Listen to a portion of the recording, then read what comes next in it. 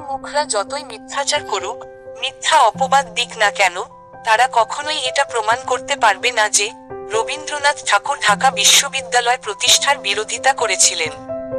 বরঞ্চ এটা যে একটা গুরুতর মিথ্যা অপবাদ তা পরিষ্কার হয়ে যায় দেশ বিদেশের বিভিন্ন জ্ঞানী গুণীজনদের প্রবন্ধ, নিবন্ধ পাঠ করলে।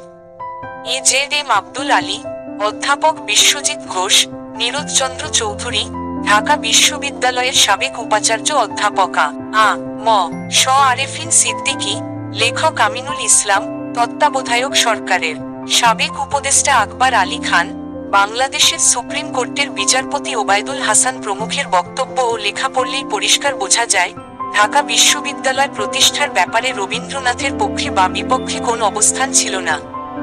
তিনি তৎকালীন মুসলমান সমাজের শিক্ষা সম্পর্কিত বিষয়ে এবং ঢাকা বিশ্ববিদ্যালয় প্রতিষ্ঠার ব্যাপারে পক্ষে বিপক্ষে কোনো ধরনের মতামতই প্রদান করেননি।